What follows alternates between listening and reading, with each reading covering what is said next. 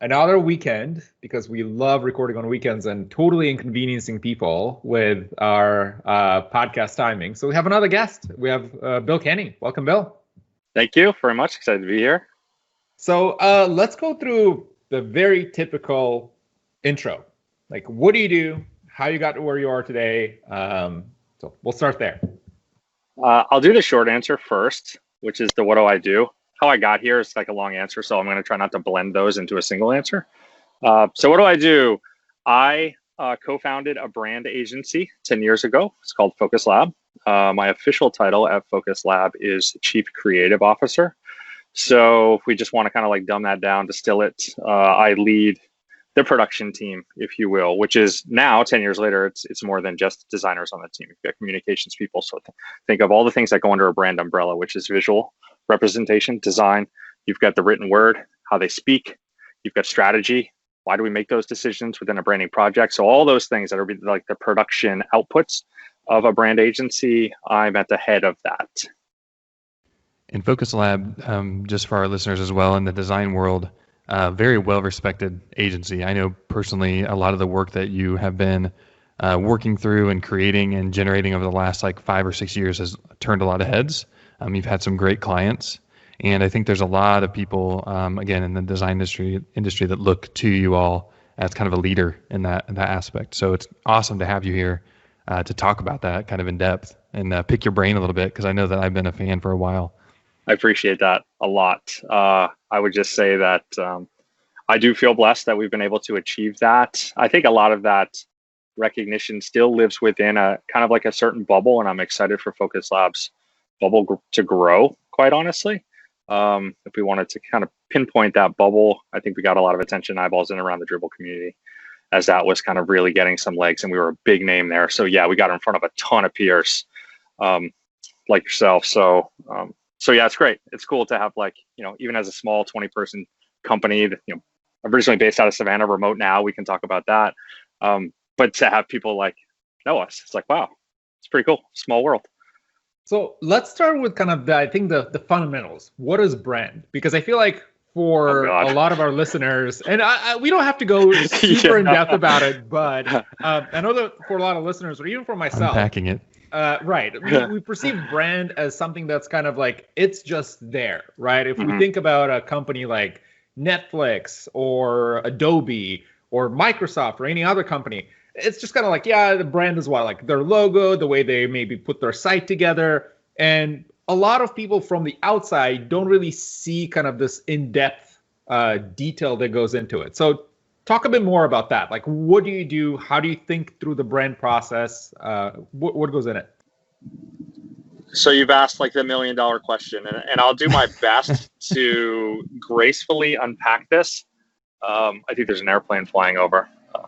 Forgive me if there's noise there.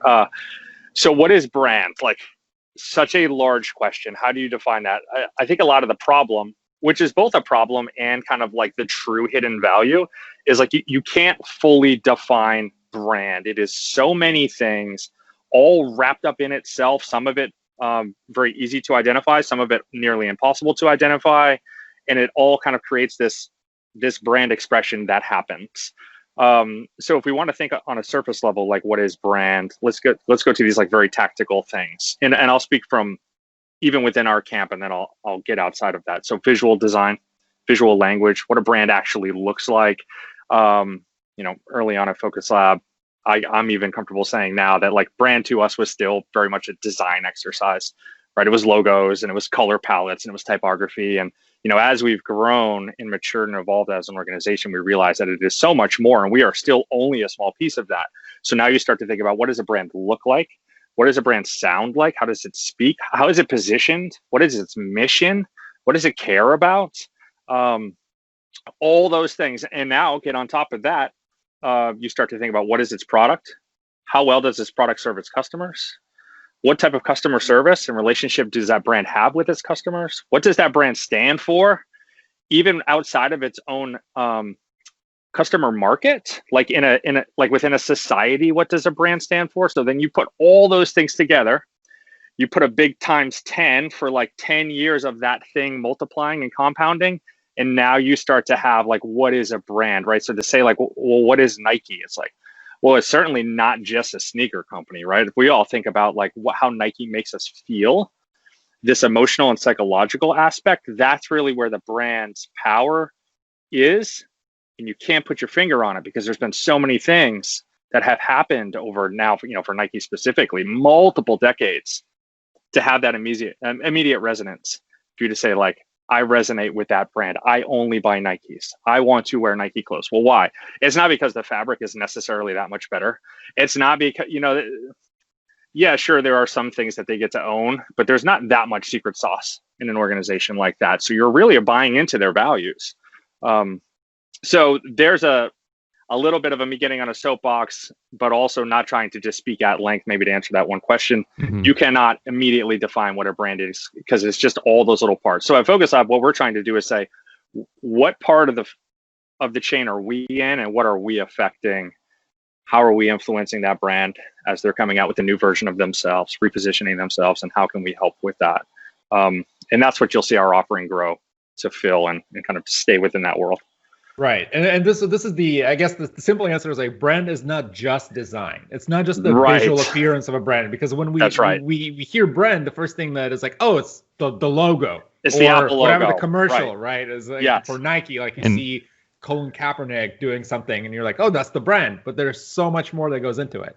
Yeah. And as a designer starting in the field, a lot of people are turned in, they actually got their interest because of branding. They maybe fell into it because they saw an ad or they saw a creative or they saw a project that was generated by and for a brand. Maybe it was by an agency, but I think it goes back to like, who are you? Who needs to know? How are you going to tell them? Because that's like massive now, like keeping up with the ability to tell people things like TikTok, all the new platforms that are out there. You have to be like really quick on your feet. And that's why there's agency retainers, right? Like that's why big companies retain top talent or top agencies to kind of stay in the know and stay connected to their audiences, because you have a great brand. You have this moat that you built. You're Coca-Cola. Everybody knows that, but you need to still be where your audience is and where they're going. And then just why should they even care? Right, Bill, I think you mentioned that. Like, are you even serving your customers? And you need to tell your customers that, right? And the more you can shape that, whether that's word of mouth or just targeted campaigns, the more success you're going to have. And I think that those four things, who you are, who needs to know, how you're going to tell them, and then like what do you stand for, is something that even, as an engineer or a person that's looking to get a job, you have a brand. Absolutely. As a human being, like you need to think about 1,000%. yourself in those four ways, and like, and not to go fully political, and let's not do that. Let's really, let's really not do that on this call. But if you think about people as brands, think about Donald Trump and think about Joe Biden, right? Like if you were just going to be neutral and binary on the political aspect, but to define them as a brand, they each have a very unique brand output that they put out there into the world, and you either resonate with it or you don't, right? And that is essentially what an organization is doing. And people got so excited, like when Dwayne Johnson's like The Rock, he's like, I might run for president, right? He teases that and people freak out, right? Because they're like, his brand is so strong and he can just like will the audience. So so brand is not, again, just like a company, it can definitely be a person. And then the second part of that is, if you are really interested in, for our listeners, just kind of getting a high level overview of brand, like The Brand Gap by Marty Neumeier is like a wonderful short read. All of that content on branding is fantastic. I can't recommend that enough. I'm sure you guys anybody that comes in, if they haven't read that, there's probably a problem at your company, right? There's it's funny, there have been people that have consumed a lot of that content at Focus Lab, and there are some that are still, because not that you want to say that reading and learning is not important, but I think some of us within the organization are also kind of like instinctual, or kind of play a different way as opposed to reading, well, this is how that person does it. I'm going to use their language or their dialogue as maybe a somewhat or more organic. But to the Marty point, we've had present and past team members that love that content so much that we even have like Marty Neumeier in Slack, like emojis.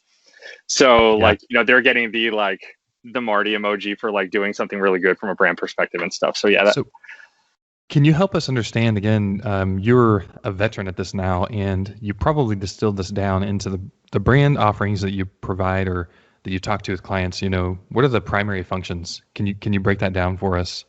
Sure. Yes. Talk to. Sorry. Do you want me to dig into just our services? current and future? Sure. I think it's more just like, again, if you're to approach somebody and be like, hey, what are the primary functions that you're going to give me, Bill? Right? Like, yes. Tell me about brand. Like, how is it going to help me? Yeah. Okay. And I want to end on, because I have a point in my mind that I think is worth sharing, even for myself. I kind of just like to need to spit this out. Maybe it'll become sticky for me. What is brand? Like, we just did this whole big spiel on what is brand. Maybe the answer to that is simply brand is a feeling, period. It's literally just that simple. It is a feeling that you're going to get. And whether it's the design that's giving you that feeling, whether it's the sounds, whether it's the smells, whether it's the customer service, whether it's the product solving a big problem for you, that is ultimately the brand. And that's what compounds to become that. Now it resonates with you and it has a place in your heart. All right. So how do we woo somebody and say, hey, this thing we do is really important, and these are the things that we do and why it will help you? Historically at Focus Lab, that has been easy-ish. I think that's an important ish, because the majority of our sales to date, incoming leads, new projects, has been incoming. We're not going out trying to persuade people on the idea that brand is important necessarily. By the time people are coming to us, they already understand that to be true. So at that point, we're basically trying to tell them why we're better and different than the other 5 agencies they're speaking with. Having said that, we're growing. We want to have a larger reach. We want to be seen as even more kind of like distinct thought leaders, not just really good designers and writers on Dribbble and these other kind of like smaller platforms, if you will. So that will result in us going out there and having to do what you're saying. Hey, company, you would really benefit from a branding exercise. By the way, that's what we do. This is how it will help you. For us, we're going to start to become really, really opinionated on the fact that there is no denying that brand is very potentially the most important thing an organization needs to think about. That's where the whole root, that is the beginning of the value prop. Companies that focus on features and lowering pricing and getting into this kind of like commodity race, if you will, those companies lose at the end of the day. Nobody's like, you don't get pumped about milk because you paid 5 cents cheaper for this other. You get pumped about the brand you're buying into, and it costs more. Apple is a fantastic example of that, right? Like, you put those phones side by side with an Android phone and an Apple phone. The Android phone might actually be significantly better. Me as a terrible Apple fanboy will just buy the Apple phone. I won't even give Android the chance because it doesn't matter to me. I'm buying the brand. The one I love right now, the story, the kind of the darling here for me has been Peloton. I think that they've done an amazing job of taking a market that was basically owned by other companies. You know, Nordic Track would have had a huge leg up if they would have kind of coalesced around their brand and really delivered a community. But this is a feeling that they're delivering. They're not delivering just beautiful visuals, because everybody's matched or copied what they're doing visually. It's the community. It's like how you feel and how they talk and how they use Instagram and their different social networks. Yeah, they're communicating a lifestyle, and that's their brand. It's a lifestyle, right? The same as SoulCycle. I think SoulCycle does the same thing, right? SoulCycle kind of tapped into that, like you're part of something bigger than just a bike. Yeah, people don't connect with features necessarily, right? Like I don't get excited about a faster microchip, if you will. But I do get excited to buy into an organization that stands for something that aligns with me and has a similar kind of like passion or values, et cetera. I think Peloton is a great example. I am a new Peloton owner. I can tell you that they do a fantastic job all around. It is extremely sticky. And you're right, Nordic Track, that was their world to lose. They had a different angle on it. And Peloton, now they're going to run the show. Down. I'm actually curious on your take on kind of where do you see that split between features and brand? So because you can have a fantastic brand or put so much money into it, but if your product is crap, you still are selling crap, right? That's right. It has to live up to it. They're not.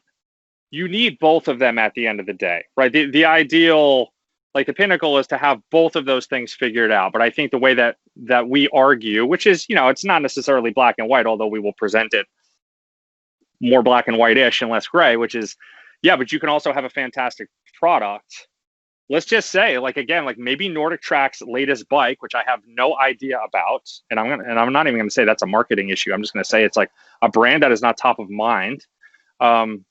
Because they're missing the brand portion, the bike becomes irrelevant. So I think if I'm going to try to figure out where that line is, it's somewhere in there. But ultimately, to be long-term successful, you do need both, right? The brand needs to be kick-ass. Tesla can't have a killer brand in a really crappy car. Like that falls off a cliff at some point, you know? I think that's what we see in exactly on your example with Tesla. There's so many other electric cars right now. In 2020, Tesla is not the only brand that provides that experience, but because people know Tesla as to what it stands for, your default goes to Tesla and not to a Nissan Leaf. Yeah, and that's also not because they were the first out. I think it's easy for people to make those types of arguments too. Well, Tesla was they got out early and they're ahead of everybody. They got the mind share. It's like, no, there's 1,000 examples of companies that came out as the third, fourth, fifth, sixth in that path, and they come to dominate. And what we will continue to say is brand is a humongous part of that. Is it the only reason? Well, it can't be the only reason, but depending on how you think about brand, everything is wrapped into brand. People buy into a mission, right? We're buying into Elon Musk's vision of the future. We're not necessarily buying Tesla because it has a bigger screen. That's definitely a cherry on top. I mean, I love that. I'm like, man, look at the size of that screen in that car. I want that as a tech lover. So yeah, brand is a big deal. So I don't even know that I've answered your question yet. Let's talk a little bit specifically about, so like what does Focus Lab do that affects these things? So our primary client, and the way that we will position ourselves even harder in the future, is B2B tech. That has been organically growing as just a staple client for us. We really enjoy that world. It's a good cross section for us, and it's also a world that, even just from a viable business perspective, in my opinion, is not slowing down. It's only speeding up. Very sustainable. Contrast that with if God forbid, with COVID, if like all of our clientele was hospitality or entertainment, right? That would have been a pretty rough sledding event for us. But B2B tech, there's a lot of people that are like, great, this is an environment for us. Like, we're going to thrive here, but we need to know a company like like Focus Lab, put us out there in the world with our new brand. What is our mission, etc. So what are our services? Going back to that, strategy, right? Like starting with strategy, what's the strategic thinking? Really dialing in to their customer, their user base, psychologically, all these, what other brands do they resonate with? Who are you battling against? What is their position? Even getting visual. What do they look like visually? What do they speak like? Trying to make sure we separate from those types of organizations for our customers. Then go into the design phase. Parallel to the design phase, we're also running communications work. So how do we look? How do we speak? I'm really boiling this down. You're talking about some of these brand projects are 6 months. I'm making it sound like it's a little 3-week fun project. They are fun, but I was gonna say this is a whole architecture. Like, there's a lot going in here. Yes, there's a lot. Yeah, so even brand architecture, we're starting to think about those things ahead of time, because we can't start to do the brand visuals until we know the architecture of some of these organizations, because there's going to be parent to child, and we got to figure out the structure of those. And are they like a FedEx where they all look the same, or are they like a Unilever where they're all child brands, like very unique, different brands? So all of that work, let's just call that prep strategy, highly important. Then we go into the meat of the project, which is usually what the clients really love. Unfortunately, it's not that strategy is not important, but people want to see, how does it look? How does it manifest?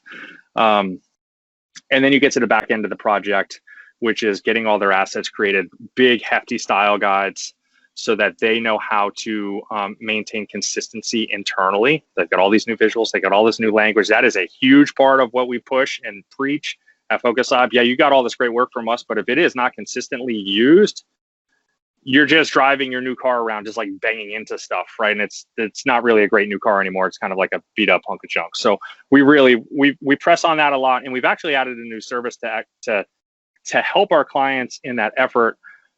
We stay on. They basically can hire us for a retainer. We call it brand support, and we stay on to support them for 6 to 12 months post project, almost as just an arm of their business, their little design team, if you will, or comms team. Because what we found is we hand off the Ferrari. I'll call it a Ferrari. We hand off the Ferrari, and then they have major issues. Do they have a design team or writers in-house? Are they too busy to even do the work?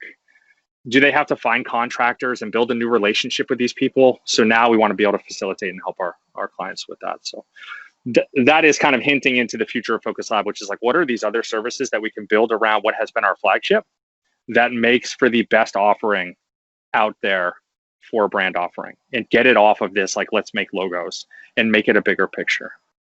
So I'm actually curious, because something that you alluded to is that this process doesn't take a short amount of time, which makes a lot of sense. When you're thinking about a brand for a company, for any sort of organization, you have to think it through. You have to do kind of a deep dive into what the mission is. How do you reflect that into a whole number of assets and kind of the messaging and everything else? How do you measure the impact? So to me, I'm a very analytical person. I love data. So to me, and especially probably when you talk to managers, the first thing that comes to you is, you say, oh, I need to charge you X thousands of dollars to make sure that we do the end-to-end brand experience. But then the question is, how do I know that it actually works? And right, Bill, why does it take so long? Yeah. So let's talk. It's the easier one is, why does it take so long? That's actually a very easy answer. Because then we show them the outline of, like, this is all the stuff we're going to do. These are all the things we're going to ask you to do. It's a collaborative process, right? Like, there's a ton of homework that's, especially in those first 3 to 4 weeks of, you got to give us stuff that you already know, metrics that we can look at, et cetera, et cetera. Now we're going to design all these things week after week after week. We need you to give us all your feedback week after week, and all that adds up. And you cannot accomplish that in like 6 weeks. So that's actually pretty easy. That hurdle, if you want to call it that, to get over. The how do we determine the ROI is ultimately like the hardest question there is. It is up there with what is brand, right? You're back into that whole like philosophy. It's more emotion. It's more art than science. You cannot specifically measure it. Thankfully, one of the partners, so there's 3 partners, call me a designer. Let's really dumb it down here. Call me a designer, call my other business partner, Eric, a developer, and then call our third business partner, Will. He's more growth and sales. He's fantastic at elaborating on why that is not measurable, how that is actually a bad way to look at this thing. So I can do my best here. I guess what I'm telling you is, we do have to do that a lot. And that is a question that comes up in, I wouldn't say that is not the lion's share of our like new business calls, but there are a few, and especially when you get to a large organization and maybe somebody in the C-suite is telling their person in the marketing team that is communicating with us, you better be able to give me an ROI metric at the end of this, or else we don't know how to measure success. Some organizations, even of that size, they're just not in that mindset. They understand the value. They know it's nearly impossible to measure. And you just got to roll with it, because you can't argue that brand is valuable. So it just kind of like depends on like, what do you value then? Do you think that, are you going to get caught splitting hairs trying to save $1, or, we're going to spend $3 on marketing to get $5 back? Or are you going to look out at companies like Tesla and Peloton and Apple and say, well, it's obviously working. Right. Like, and I think another thing that we're able to say too is, there's not an organization, and this is probably a bold statement, so I'll try to dial it down a little bit. Maybe there are a small few. Very few of the people we work with go backwards. Do they propel 10x in 1 year? Do they propel 2x in 4 years? Like, everybody's growth is different, but our partners are not moving backwards. And we had we were on it at an onsite in Seattle, and it was the first meeting with the client in person. This was post-sales, so project has kicked off, and one of the designers on the team has been following us for a while, asked this question, which was a different way about going about this. It's kind of like the answer to the question you posed. He said, why does it seem like most of the organizations you work with go on to raise a Series B, a Series C, a Series D, get bought out, get acquired, have all this great success? Why do you think that is? And I think what he was trying to do is throw me a softball in the meeting to say, well, it's obviously Focus Lab. And my answer was, I can't tell you that it's Focus Lab specifically, but I can tell you that companies that care about the stuff that we do have a much higher chance at being successful, because that's just the truth. That's just the reality. They're not stuck in the weeds trying to push out another feature to, get a You mentioned Go in ahead. tech too, like, didn't I understand the space where you're forming around an idea, you're building your company, you've basically like, strap some boots on and just start throwing some code and slinging it together. And like, you got a viable product, right? Your MVP is like strong and you have money coming in and you're like, well, wait a minute. We didn't plan like to have to like go talk to customers or show this Right. off. And like, Because they're not this there is yet. not, yeah, this was not like, we built it and they came and now we're like, okay, well, we need coherency. We need like something. Yeah. Who are we, right? Like we don't really That's do a right. good job of talking about who we are. Yeah. And you see that so much like in the startup world. Sometimes there's a really strong designer on the staff and they just kind of like one man single, like pull the whole company through, like, but that's few and far between, I feel like. A lot of times you're dealing with developers, right? And a business person that's like put this company together. Yeah. So I don't know if that answers your question. I think it does, which is like, how do you measure the ROI? How do you know exactly what you're spending you're going to get back? You either trust that is true and that you can't measure it, or you don't. And very few people come to us. I mean, I'm saying very few, maybe 1 in 30 or something, are so hard nosed on if you can't show me an ROI, then I'm not comfortable entering into this project. Right? We just have to change their mindset.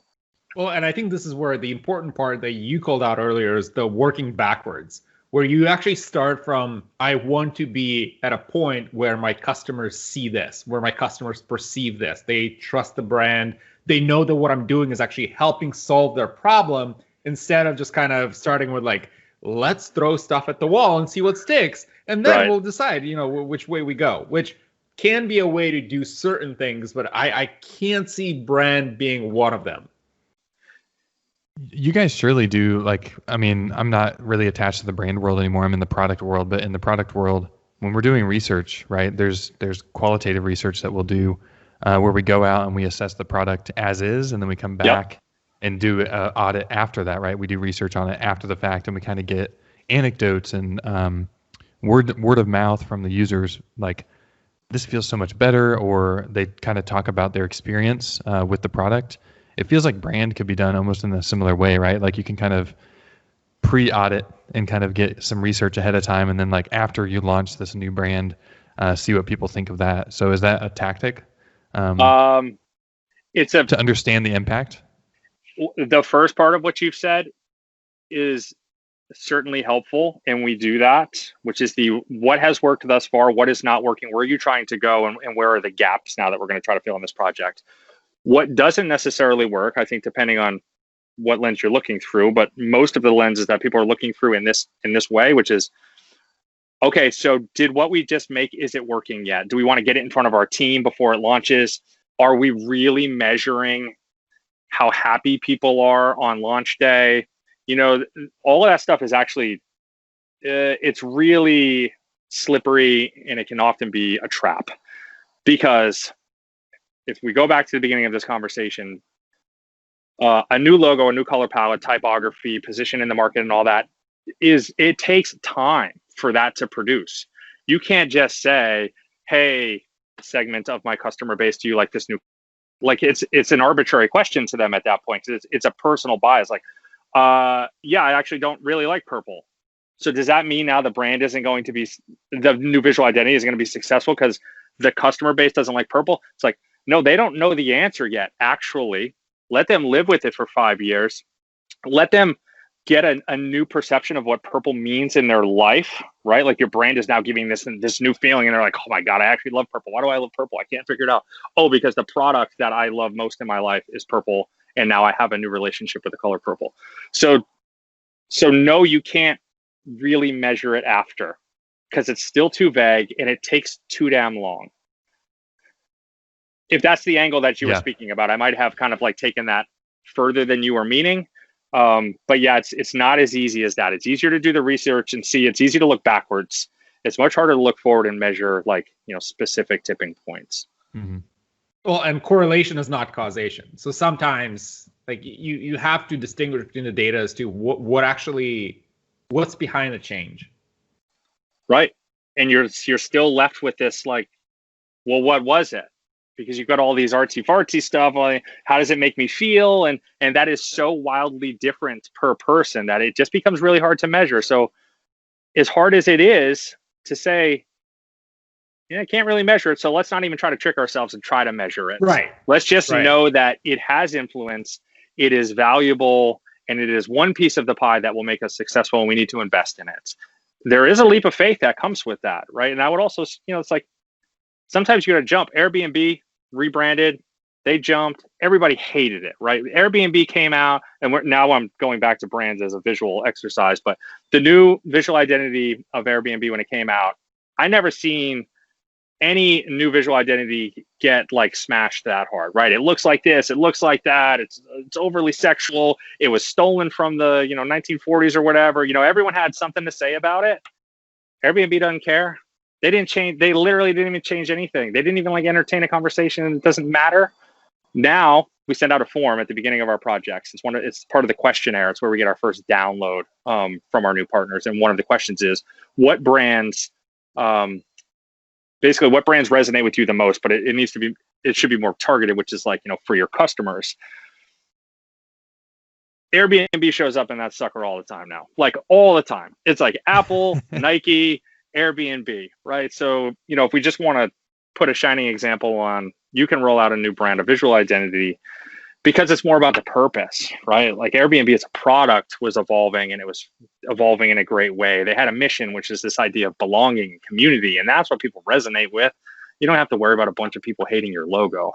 How do you position that with clients? Because I feel like every couple of years, there's a new case or a new example that pops up. The Facebook feed gets redesigned, and all of a sudden you have all these groups pop up like, I'm quitting Facebook because the feed is not what I expected it, or the shade of blue is not the same. Right. Same happens when, iOS, when they went back from the skeuomorphic design to the more flat, everyone's like, yeah, I'm quitting iOS because this is totally not the design that I signed up for. But then it kind of tapers down. So then you end up with customers saying, oh, I get it. This makes total sense. And now looking back, you're like, yeah, this design makes a lot of sense. How do you set this expectation with clients where they probably want to expect, like, we rebrand, we built this whole visual identity, we change our messaging, customers will love it. And instead you get the Airbnb. What happens then? So we're hyper aware that this is a thing. So we want to set a proper expectation for our partners. So there's a presentation that we give early in the project that is separate from the production work that's happening, which is called like the brand rollout presentation. It's an hour-long presentation. We talk about all the things they need to plan for in the rollout, who should be doing what, different ideas of things that they could do internally and externally with their team, with clients, things that they could make to have actual tangible parts of the brand, because now everything's so digital.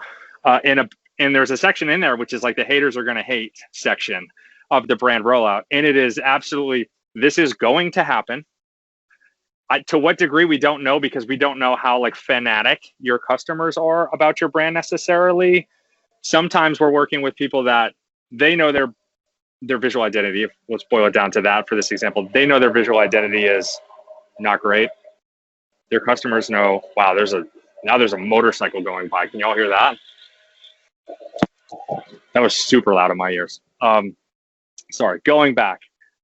So we set expectations with them. It's absolutely going to happen. And we just let them know to varying degrees. And then we come around with the Airbnb example, the Instagram example, Uber, like you name it, right? Like everyone's out there going, oh, that's the stupidest thing I've ever seen. But the thing is, those people don't understand all the decisions and why they were made.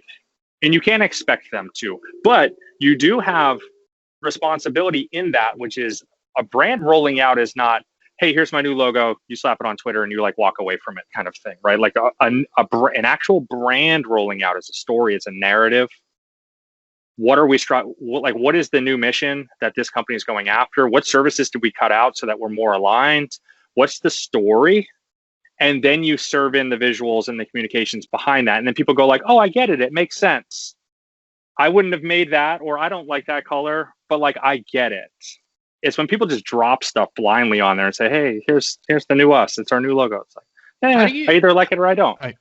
How do you make that meaningful? Because I feel like one of the areas that we kind of hear every once in a while when a new brand rollout happens for whatever company, you have customers that kind of read the blog post announcing the new logo, the new design, and that logo and design goes in depth about, we're a company that is oriented in helping people and helping them be their best selves. And people are like, yeah, that's bullshit, whatever. Like, I just care about booking a room to Airbnb. I don't care about how your logo represents kind of your vision for the future.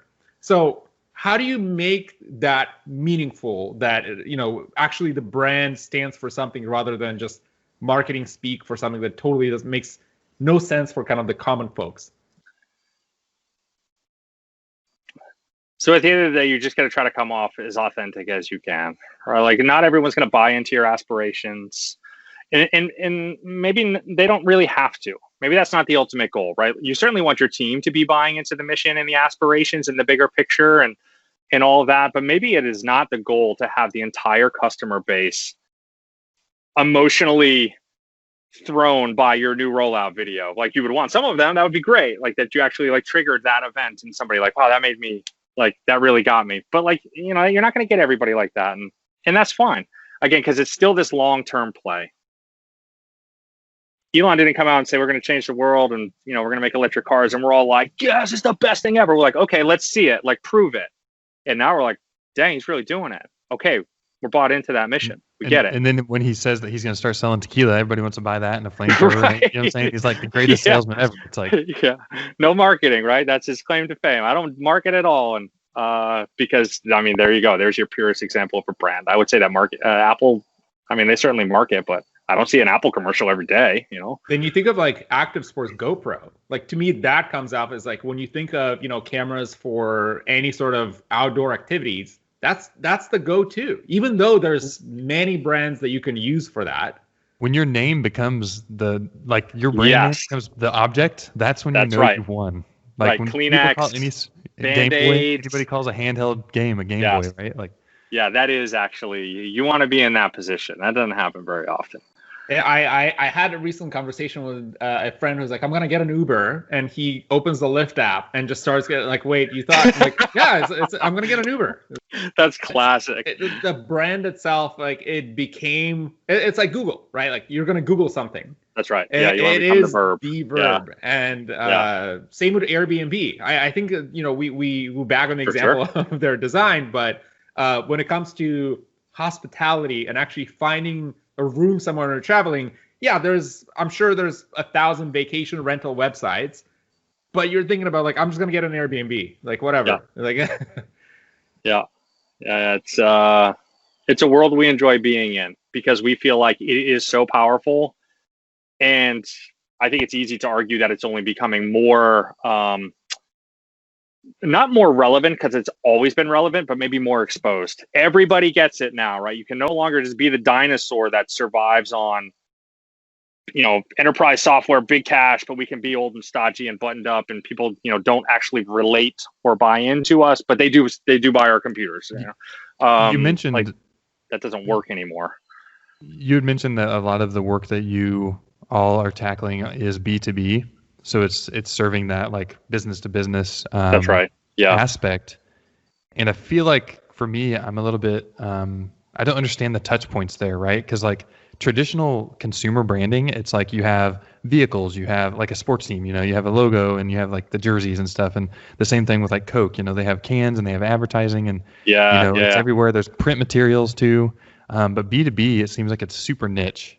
Like, I need to target people in the C-suite at this company or engineers at this company to then effectively like bubble it up, right? Like, we want them to use our software. So how do we get in front of them?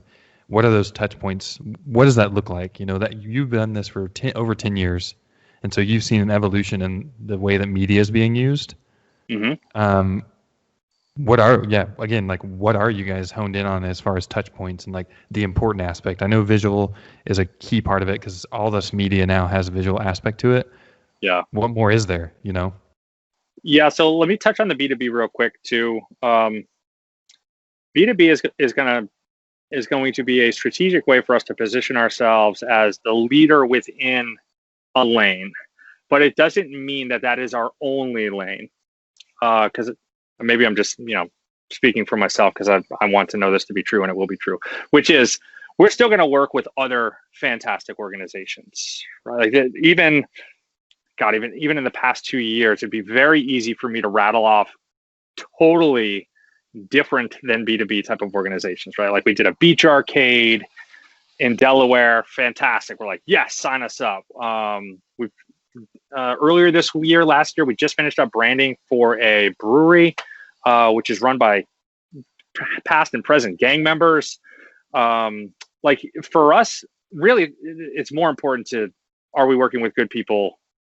That's probably that is the most important thing. But B2B, back to your question, when we are in a B2B vertical, like how do we kind of niche into that? A lot of that has happened organically. We didn't start that way. I think it just so happened because of our presence on Dribbble in platforms like that, it lent itself to that type of customer base.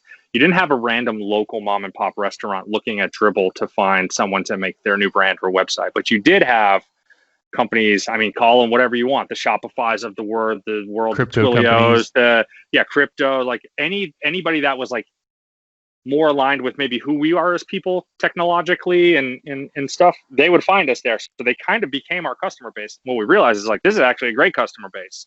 We enjoy this work. It allows us to niche down, and we feel like it's a very sustainable customer base too, because that world's, I mean, software to help businesses grow. That's been the world for a while, and I don't see it going anywhere. When you're rolling out these brands for those businesses, right? Like they just have like such a, I feel like their target audience would be very small. Well, am I wrong in thinking that? Like, you know what I'm saying? So like you're appealing to a very small subset, and like, you know, the brewery, it's like everybody that drinks beer, but then like a crypto company, it's like 100 people in the world that are really important because they will pay a lot of money for that business or that service. But yeah, so here's the thing that you're missing, which is really important. Although we are saying that B2B is our niche, at the end of the day, when you are branding, you're just talking to people. And whether that's a marketing person, whether that's someone that enjoys beer, whether that's someone that needs to buy a car, you're still just talking to a person. So it is, although we know that our targets are going to be like CMOs, right? We want to get in front of CMOs, people that have that influence within the marketing department that know they need a brand, need to rebrand, et cetera. Like we want to be in front of those people. That CMO, he or she is still just a person.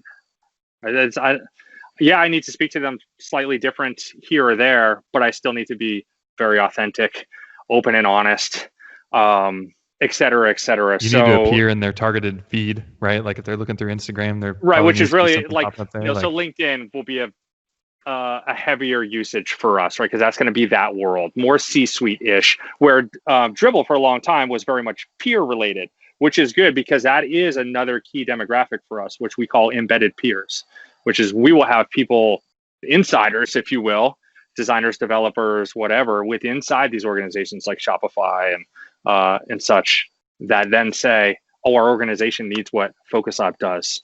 I'm going to make sure I name drop their name so that we hire them to do this. So they do become a target for us as well. You have an ally inside the corporation already. 1,000%. And that ally is so instrumental to the success of the project because sometimes that ally is actually on the project.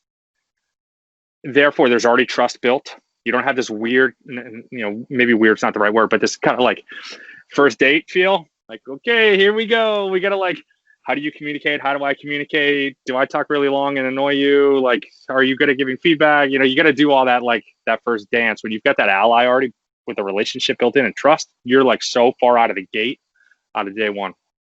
I don't know if I really answered your question. At the end of the day, branding is speaking to people.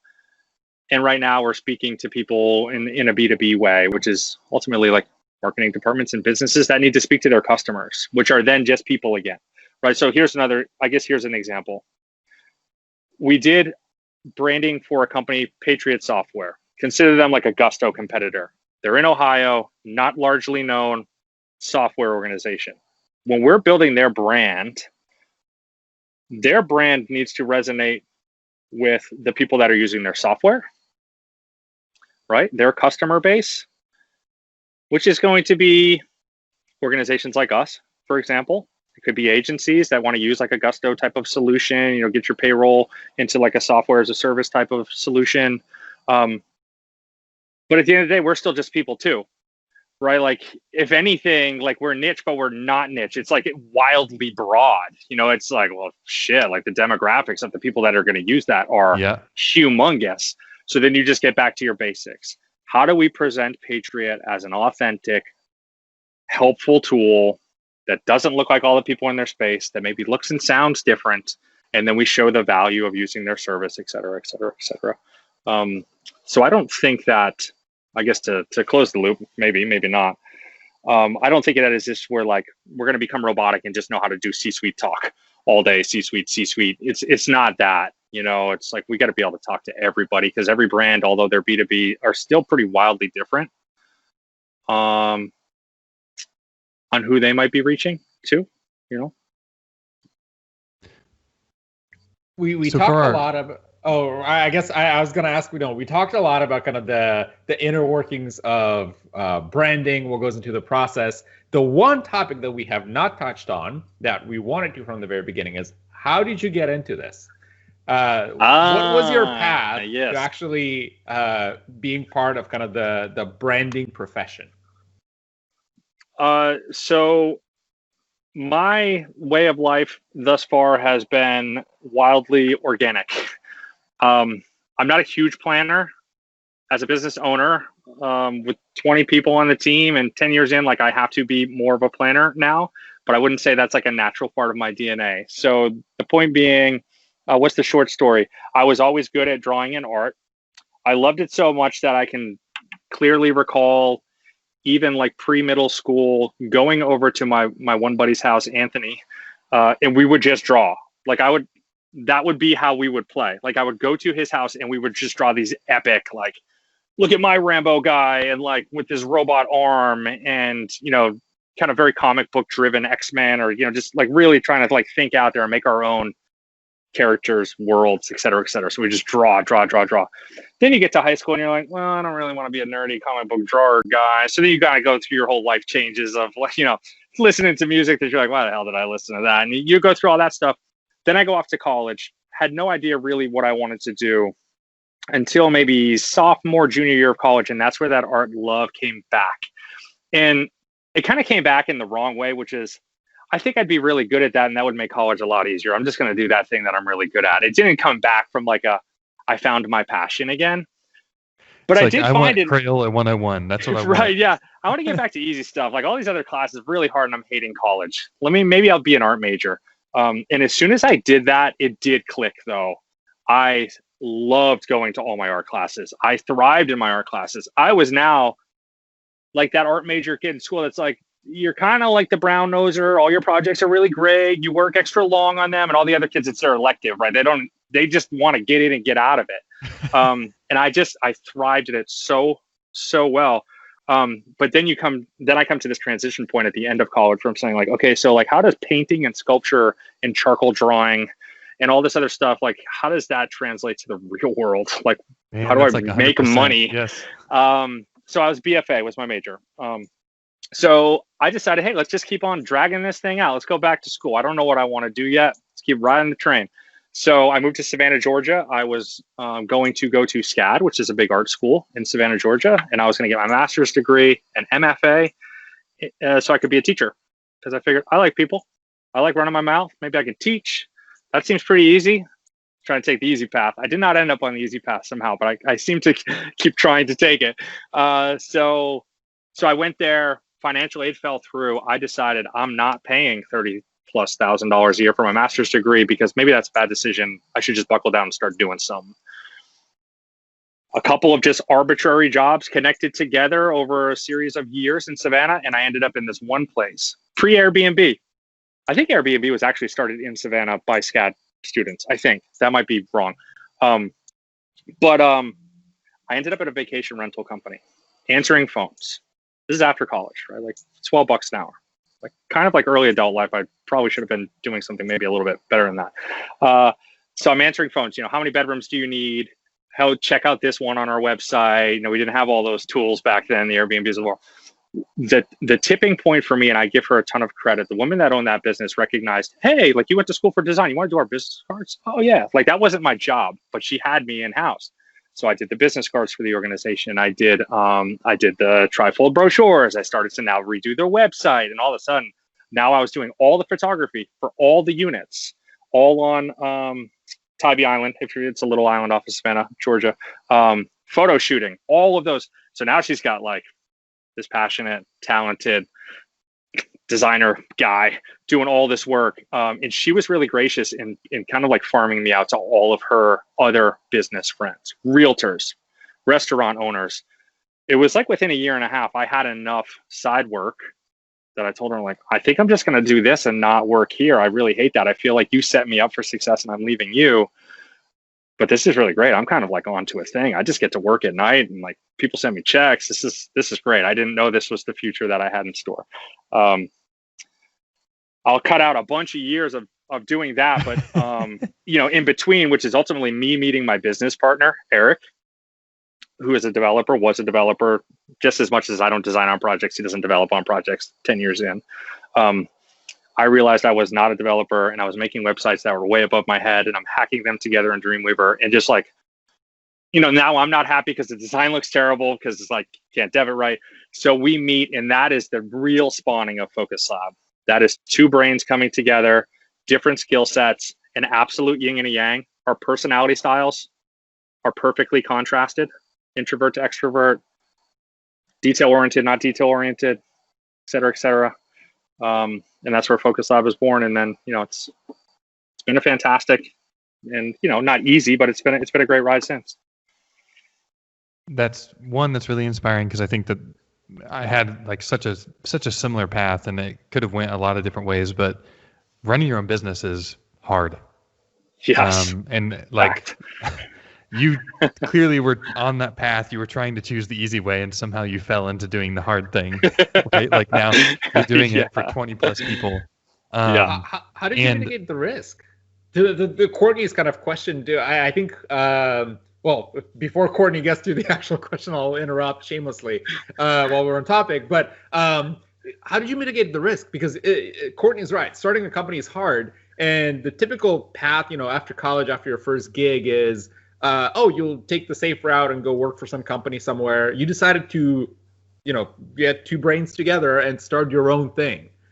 Like, how did you take the fact that it is a very, very risky endeavor? I think for me, well, I guess I would just say that my risk appetite is high. I have a pretty high risk threshold, not like foolishly high, but high enough where I'm like the eternal optimist. I feel like anything is doable. At that point, I didn't really have anything to lose, right? Like I was single, young, living in a small, crappy apartment, and I had a very I liked my job, and I don't want to disrespect that organization, but it wasn't a career. So like, let's just do this. Like let's do this. So like super hungry. I am also, I think hungry is a great word. I was super hungry for it. Where contrast that against my business partner, Eric, his risk appetite is much lower. At that point, he had already had his first child, had a wife and all that. So I went out first. And as we started to make more income and he could see that there was actually like a stable future there, then he joined in. So we to be really clear here, we started the business together. He was still had his main job while working on this with me. And I was just out there free floating going like, I'll eat PB&J every day. Like, as long as I can survive, I'm fine. So that's why I think I also was naive, right? Like I didn't know how hard running a business of 20 people now would actually be. It all just felt like new frontier. Let's go do it. It's going to be awesome. And it has been in a ton of ways, but I didn't know how hard. Right. I think that's an important thing that you also called out, is the risk profile. And the risk profile shifts, right? When you're single, you have no kids, you can take on these kind of endeavors. And there was a write-up by Mark Andreessen on the career path of a PM, and he kind of hammered at the exact same points that you called out, where one, your risk profile, you have to understand what it is. Because if you have no savings, you have no fallback, then it probably doesn't make much sense to kind of go on a high risk route first, right? But maybe at some point in the future. But at the same time, you have this other part where once your risk profile shifts, you get married, you have kids, you no longer have that same flexibility, I guess. That's right. Yeah. I had all the flexibility in the world. Selfishly, I wanted to ask a question about how you run your internal team, because again, we're in kind of mirror roles. I'm at Microsoft and working within a team, but we still have to do a lot of creative work, and everybody's been pushed remote. And so your team, I'm assuming, is completely remote. That's right. And how, again, branding is extremely creative based, and you got to do a lot of like diverging and exploration and kind of deep, just getting together and thinking deeply about the problem space and understanding it really well. How have you been facilitating that? Because you guys did have an office, right? Like, yes, we did. And we even had it all the way up till COVID. We actually still have it. How it's getting used is, basically non-existent pretty much. Yeah. So I think it's important, and I won't go long on it because I know we're getting long-ish here, which I'm fine with for what it's worth. We've been remote for a very long time, meaning we've had remote team members almost since the beginning. Like team member number 4, 8 years ago, was fully remote. That was Charlie Waite, fantastic long-time all-star alum at Focus Lab. Works at Uber now. He was at GoPro as well. And he was remote. He lived in Alabama. We were in Savannah. Our team continued to grow, call it 80-20 local to remote. So we were still adding local people, and we wanted to grow that way. That was intentional. And then we were, when it was right, we would add a remote person. So fast forward through all that growth. Last year, we recognized we're about 50-50, if not skewed the other way now, 60-40 remote to local. And it was clear to us that the future would just continue to trend that way. There would be no reason for us to want to hire local if we have a fantastic pool of talent and we want to hire in other places. We're already set up for it. We've already been using Zoom for God knows how long, forever. So the structure within our organization was already there. Then COVID comes along. We go, well, now we really don't need the office. So we're going through that right now, and we'll figure out when and how we get out of that office, and we will just stay completely virtual. But to your question, like, how do we facilitate all that well? It's almost a challenging question for me, because I feel like we've been doing it for so long now that it just feels natural. Like my gut reaction is like, we just do all the things that we do. Like, what do you mean? I will say that it's not an inherent thing though for most organizations. Like, it takes a lot of work. I can say right now, because we're going through that growing pain of like, people aren't in their normal space, and they are just having a hard time adapting. The creatives are, at least, to this new way of working, like not being able to just throw things up on a whiteboard. People talk about this all the time. You can't do this work remotely. And I'm like, I argue you can, but it has to be in the right organization. I've been in teams that have, and seeing a team struggle with it has been really eye-opening. I'm like, okay, I get you. I get why people say that now. It's not that it can't be done. It's that it's hard, and it takes really intentional practice.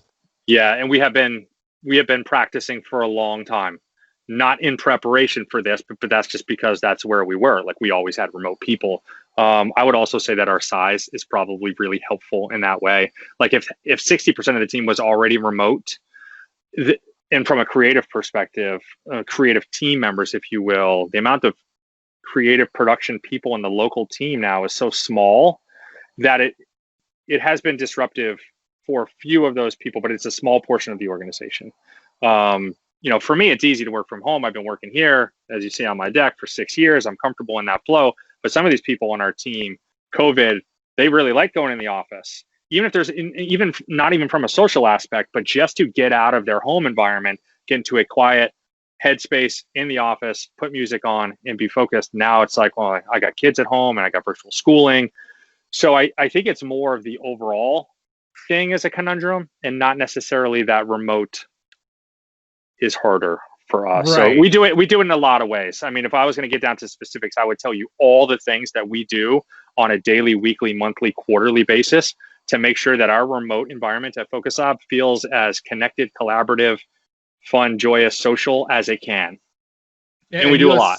Yeah, and you astutely called out the fact that working remote right now is not the same as working remote under normal conditions. That's right. I think that's a very, very important point, because a lot of people miss it and think, well, it's easy to work remote, right? Like you can work from anywhere. It's like, well, yeah, and you have kids screaming at home, and you have Right. dogs barking, Right. and then you have, oh my gosh, this kid dropped the laptop. We need to run in the other room and like set up Zoom again for their school. Like all these things that pile up, that is not something you typically have in a remote work environment. And then you take that and you scale it to your entire organization, where everyone is struggling with this now. So the productivity drops, everyone is just kind of under a lot of stress, and it's not the same. Yeah, I think the fact that we've been doing it long enough has made it easier to weather the stress. So instead of going from a 0 to 100 of like full comfort to full stress, it's like, somewhere in the middle and affecting certain team members more than others. And I think we just try to be really open and honest as an organization. Take the time you need. Well, we are extra welcoming and open about all the, like, if you've got issues, just, don't even worry about it. Your kids got crazy stuff going on at school. Like, don't worry about it. Check out, as long as you just communicate with PM or, is your work shift, like, do whatever you need to do. We are definitely a people first organization. So we do as much as we can around that. So for that reason too, I think COVID and virtual work has been easier, I hope, for our team members because of that. Right. So Bill, I know we're getting to time. Where can people learn more about what you do online? Yes. So online, Focus Lab LLC is basically the handle for most of our things. That's a whole nother episode. We'll talk about how the hell we ended up with LLC in our handle. What a nightmare from a URL perspective. We're working on that 10 years later. So like Instagram, if you want to follow a lot of our work, that's definitely going to be the most visual place for you to consume the work, at Focus Lab LLC. Go to our website is really where you're going to see the majority of like the big case studies, the thinking, the articles. And what about you Bill, personally? Yeah, I was going to ask. Yeah. So Instagram, if you're going to follow me for Focus Lab work visuals, follow me also on Instagram at Bill S, middle initial S, Kenney, Kenney. I'm getting pretty active on Twitter again as well. A lot of that's going to be short opinion-based subjects in and around brand and investing. It's like one of my new fun passions. Nice. It's going to be exciting to keep learning from you outside of the podcast space as well. Yeah. Thanks for having me. Yeah, thank you so much, Bill, for coming over and chatting with us. I know I learned quite a bit about brand that I had no idea about, and it's helpful to get your perspective on it. And I hope that we get to chat with you sometime soon again. And we actually dig into the story of what the LLC and the name and the domain name stands for. Oh, gosh. All right. Well, thank you so much, folks, and we'll talk to you next time.